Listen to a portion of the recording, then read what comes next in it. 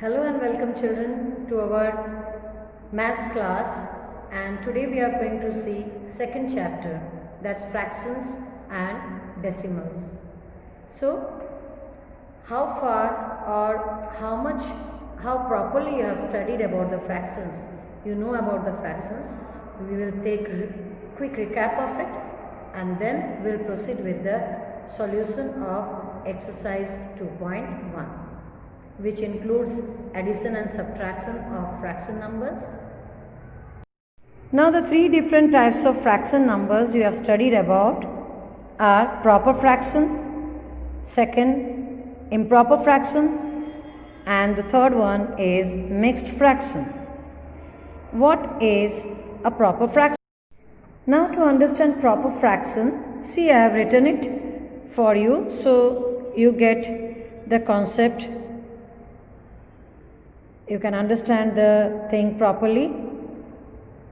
Proper fraction, I have written few examples of proper fraction. You can see 3 by 5, 1 upon 2, 4 by 9, etc. Set of proper fractions I have taken, where just to recapitulate what you have studied in previous class in the sense you have studied in 5th standard, right? Sorry, not 5th, 6th, etc.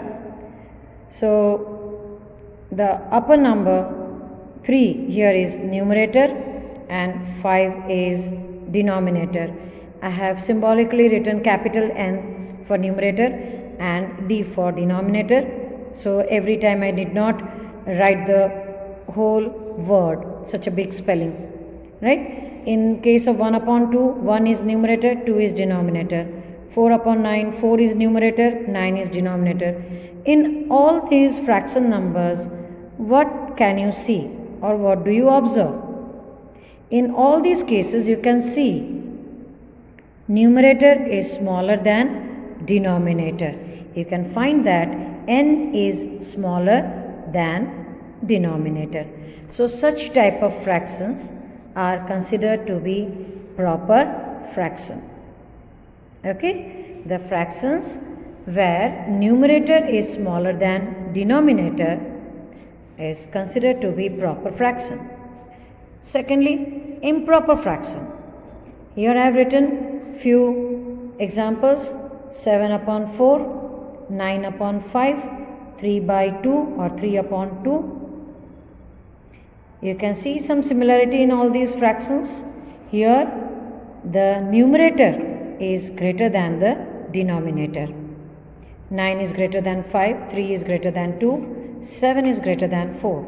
So numerator is greater than denominator, and such type of fractions are considered to be improper fraction. And improper fractions, when we divide the numerator by denominator, you get mixed fraction, the third type, where it's a set of mixed fractions are set of two types of numbers, whole number and proper fraction. Here I have taken an example of one integer 3 by 4. How do we read it? One integer 3 by 4, where 1 is a whole number and 3 upon 4 is a proper fraction. You can see 3 is smaller than 4.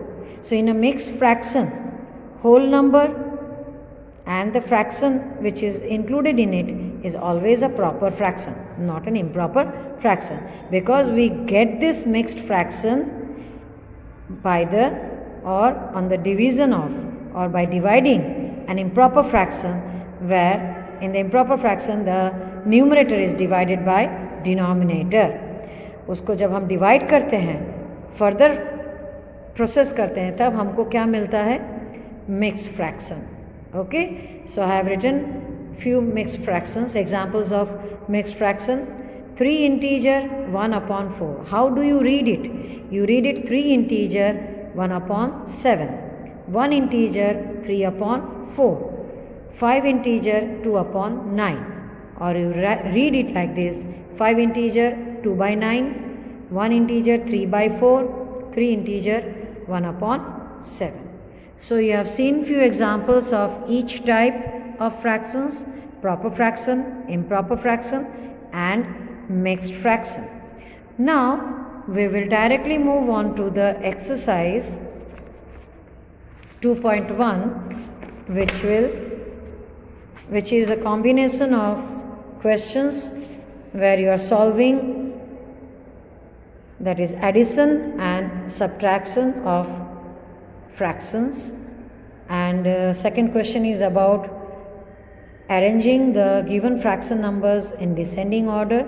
Similarly, you can do it for ascending order also. You can arrange the numbers, fraction numbers in ascending order. The process will remain the same. Okay, the calculation will remain the same. And few of the word problems. Okay, so here on the previous page, that is page number 30 of your textbook, you have few examples. Word problems are given to you. You can, if you wish to, you can go through these word problems, examples. Okay. Now, in the next video, you will be having the solution of exercise 2.2.